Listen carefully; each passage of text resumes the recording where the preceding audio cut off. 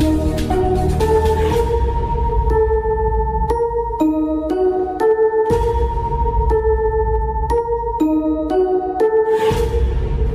am your dad.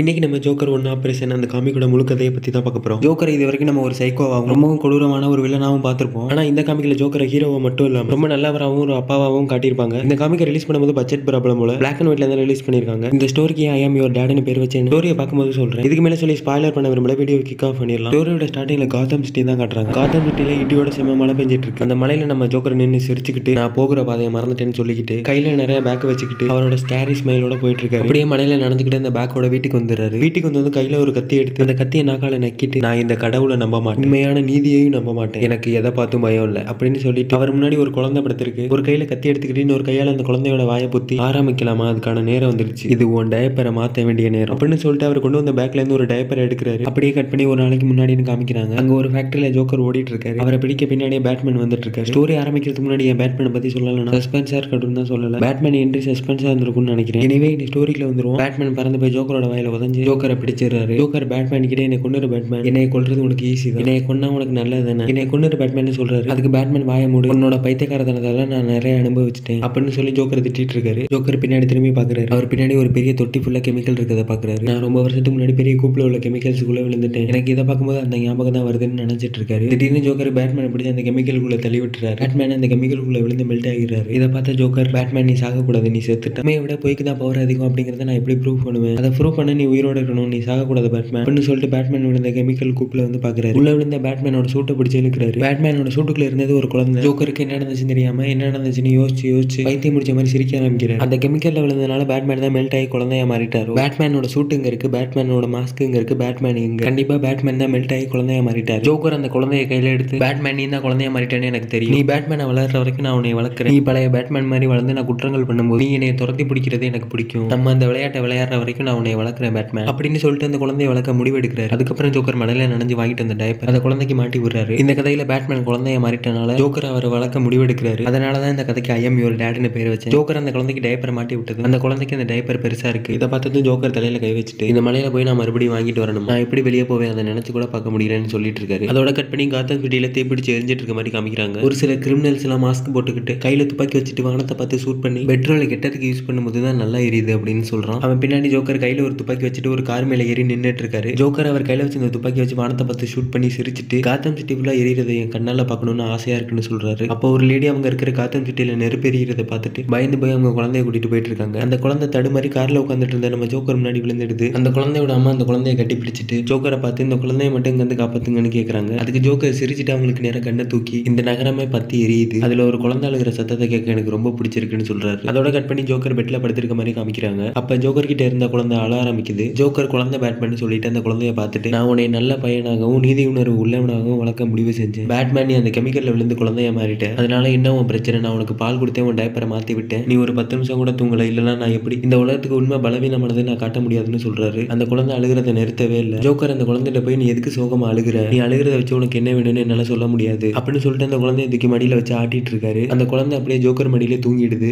Joker அப்படியே அந்த குழந்தைய தூக்கிட்டு போ பேட்மேன் இப்பதான் என் மனசுக்கு சந்தோஷமே வருதுன்னு சொல்லிட்டு அந்த குழந்தைய தொட்டில போட்டு தூங்க வைக்க போறாரு. அப்ப யாரோ ஜோக்கர் வீட்டோட காலிங் பில் அமைக்கி குட் மார்னிங் சார், நீங்க ஆர்டர் பண்ண ஃபுட்டு வந்துருச்சு, வந்து வாங்கிக்கிறீங்களா அப்படின்னு ஜோக்கர் வீட்டோட வாசல்ல நின்று சத்தமா சொல்றாரு. அந்த சத்தம் கேட்டதும் தூங்கிட்டு இருந்த குழந்தை தூக்கத்துல இருந்து எந்திரிச்சு அழுக ஆரம்பிச்சிடுது. அப்ப ஜோக்கர் கையில இருந்த அந்த குழந்தைய தொட்டில போட்டுட்டு நான் தப்பு பண்ணிட்டேன்னு சொல்லிட்டு சத்தமா சிரிச்சுக்கிட்டே நான் கடைக்கு போய் ஷாப்பிங் பண்ணாதான் கஷ்டமா இருக்குன்னு ஆர்டர் பண்ணி வாங்க ஆரம்பிச்சேன், ஆனா அதுவே எனக்கு பெரிய கஷ்டமா போயிடுச்சு, நான் பண்ணது தப்பா இருந்தாலும் அவன் பண்ணது மன்னிக்க முடியாத தப்பு, அதனால அவனை எரிச்சு சாம்பலாக்காம விட மாட்டேன்னு சொல்லிட்டு கையில ஒரு கன் எடுத்துட்டு போறாரு. கதவு கிட்ட போய் அந்த டெலிவரி மேன் கிட்ட நீங்க அந்த ஃபுட்டை கதவுக்கு வெளியே வச்சுட்டு போங்க நான் எடுத்துக்கிறேன்னு சொல்றாரு. அதுக்கப்புறம் ஜோக்கர் அந்த குழந்தைய போய் பாக்குறாரு. அந்த குழந்தை அழுதுட்டே கண்ணில் கண்ணீரோட நம்ம ஜோக்கரை பார்த்துட்டு இருக்கு. அப்ப ஜோக்கர் வீடு இருக்கிற அபார்ட்மெண்ட்டுக்கு வெளியே உள்ள ரோட்ல ஒரு கார் வந்து நிக்குது. அந்த கார்ல இருந்து ஒருத்தர் இறங்கி ஜோக்கர் வீட்டை தேடி ஜோக்கர் வீடு இருக்கிற அபார்ட்மெண்ட்டுக்குள்ள போறாரு. இவர் யாருன்னா இவர் பேரு ஜானி பிரஸ்ட். இவரை ஜோக்கரோட ரைட் ஹேண்ட்னே சொல்லலாம். அதாவது ஜோக்கருக்கு கீழே வேலை செய்யறது, ஜோக்கருக்கு தேவையான ஹெல்ப் பண்ணிக்கிட்டு ஜோக்கர் கூட ஒரு ஃப்ரெண்டு மாதிரி இருந்துட்டு இருக்கவர். இவர் ஏன் ஜோக்கர் வீட்டை தேடி ஜோக்கரோட அபார்ட்மெண்ட்டுக்கு வந்திருக்காருன்னா ஜோக்கர் என்கிட்ட பேசி 2 நாளுக்கு மேல ஆயிடுச்சு, ஜோக்கருக்கு என்னாச்சுன்னு தெரியல, அதனாலதான் ஜோக்கரை தேடி அவரோட வீட்டுக்கு வீட்டுக்கு வந்திருக்கேன் அப்படின்னு சொல்லிட்டு ஜானி ஃப்ரெஷ் ஜோக்கர் வீட்டோட கதவு முன்னாடி நின்று மிஸ்டர் ஜோக்கர் நீங்க இங்க இருக்கீங்களான்னு கேக்குறாரு. அப்ப ஜோக்கர் வீட்டோட கதவுலாம் ஓப்பன்ல இருக்கதை பார்த்துட்டு என்ன கதவெல்லாம் திறந்திருக்கு, எனக்கு என்னமோ ஏதாவது தப்பா நடந்திருக்குமோன்னு தோணுது. ஜோக்கர் நான் உள்ள வரேன்னு சொல்லிட்டு ஜோக்கரோட வீட்டுக்குள்ள வராரு. உள்ள வந்ததும் கதவு கிட்ட ஒரு பாக்ஸ்ல காலிங் பெல் அமுக்குனா நான் உன்னை கொன்னுடுவேன்னு எழுதிருக்கு. அதை பார்த்துட்டு அப்படியே வீட்டோட ரூமை பாக்குறாரு. இங்க யாருமே இல்லையா, இந்த ரூம் இருக்கிறத பார்த்தா இங்க ஒரு சண்டை நடந்த மாதிரி தெரியுது, இல்ல வேற யாராவது இந்த ரூமை இப்படி அலங்கோலமாக்கிருப்பாங்களான்னு சொல்லிட்டு அங்க செவத்துல ABCDல ஸ்டிக்கர் சூட்டி இருக்கதை பாக்குறாரு. பார்த்துட்டு இது ஏதாவது கோடுவடா இருக்குமோன்னு யோசிச்சுட்டு இருக்காரு. அப்படியே நான் ரொம்ப நேரம் இங்க இருக்க கூடாது, சீக்கிரம் கிளம்பணும்னு சொல்லிட்டு அவர் கால தரையில இருந்த ஒரு பொம்மை கார் மேல வச்சு தடுமாறி கீழே விழுந்துடுறாரு. கீழே விழுந்ததும் அந்த பொம்மை எடுத்து இது எப்படி இங்க வந்துச்சு, இங்க என்னமோ நடந்திருக்கு, ஜோக்கர் எங்க தான் போயிருப்பாருன்னு யோசிச்சுட்டு இருக்காரு. அப்ப ஜோக்கர் அவருக்கு பின்னாடி குழந்தைங்களுக்கு பால் கொடுப்பாங்க ஃபீடிங் பாட்டில், அதை கையில வச்சுக்கிட்டு அவர் பின்னாடி இருந்து அவரோட மூஞ்சில அந்த பாட்டில வச்சு ஜோக்கர் அவர்கிட்ட நீ எப்படி கீழே விழுந்தன்னு கேட்கிறாரு. அதுக்கு அவர் அந்த பாட்டில கண்ணு நினைச்சிட்டு பயத்துல அவரோட 2 கையை தூக்கி ஜோக்கர் கிட்ட யார் நீன்னு கேட்கிறாரு. அப்ப ஜோக்கர் அவர்கிட்ட ஜானி ஃப்ரெஸ்ட் நான் தான் ஜோக்கர், நான் ஜோக்கர் மேக்கப் போடாததுனால நான் யாருன்னு உனக்கு தெரியல, என் மூஞ்சியை நல்லா ஊத்துப்பாரு, நான் தான் ஜோக்கர்னு சொல்றாரு. அதுக்கப்புறம் ஜோக்கர் அந்த குழந்தைய ஜானி ஃப்ரெஸ்ட் கிட்ட காட்டி நான் அந்த குழந்தைய பாத்துக்கிறதுனால எனக்கு மேக்கப் போட கூட டைம் கிடைக்க மாட்டேங்குது, அதனால நீங்க அந்த குழந்தைய ஒரு நிமிஷம் பாத்துக்கோங்க, நான் போய் என் முகத்துக்கு மேக்கப் போட்டுட்டு வரேன்னு சொல்லிட்டு அந்த குழந்தைய ஜானி ஃப்ரெஸ்ட் கிட்ட கொடுத்துட்டு போறாரு. ஜானி ஃப்ரெஸ்ட் அந்த குழந்தை கிட்ட ஒரு சிரிப்பு ரொம்ப அழகா இருக்கு, நீ உங்க அப்பா ஜோக்கர் மாதிரி தான் பெரிய ஆளானதும் நடந்துப்பியா அப்படின்னு அந்த குழந்தை கிட்ட கேட்டுக்கும். கண்ணாடி முன்னாடி உட்காந்து முகத்துக்கு மேக்கப் போட்டுக்கிட்டு இருக்க ஜோக்கர் பின்னாடி ஜானி ஃப்ரெஸ்ட் அந்த குழந்தைய தூக்கிட்டு வந்துட்டு இருக்காரு. அப்ப ஜோக்கர் திடீர்னு எந்திரிச்சு அவர் பின்னாடி வந்துட்டு இருந்த ஜானி ஃப்ரெஸ்ட் மூஞ்சில குத்திட்டு அந்த குழந்தைய அவர்கிட்ட இருந்து பிடுங்கி நீ இந்த குழந்தைய ஒழுங்கா பாத்துக்க மாட்டேன், நான் உன்னை கொன்னுடுவேன்னு சொல்றாரு. அதுக்கு ஜானி ஃப்ரெஸ்ட் பயத்துல ஜோக்கர் காலில் விழுந்து என்னை மன்னிச்சிருங்க, இனிமே இது மாதிரி நடக்காது, நம்ம அந்த குழந்தைய காத்தம் சிட்டில ஒரு பெஸ்ட் ஸ்கூல்ல சேர்க்கலாம் அப்படின்னு சொல்லிட்டு ஜானி ஃப்ரெஸ்ட் வந்த கார்ல ஜோக்கரும் ஜானி ஃப்ரெஸ்டும் குழந்தைய மாறின பேட்மேன் அந்த கார்ல கூட்டிட்டு ஸ்கூல்ல சேர்க்கறதுக்காக அங்க இருந்து கிளம்புறாங்க. அதோட எபிசோட் 1 முடியுது. ஸ்கூல்ல சேர்த்தாங்களா இல்லையா, என்ன நடக்க போகுது அப்படிங்கறத அடுத்த எபிசோட்ல பார்க்கலாம். அப்படி நம்ம சேனலுக்கு சப்ஸ்கிரைபை தட்டி விட்டுருங்க. அடுத்த வீடியோல பார்க்கலாம்.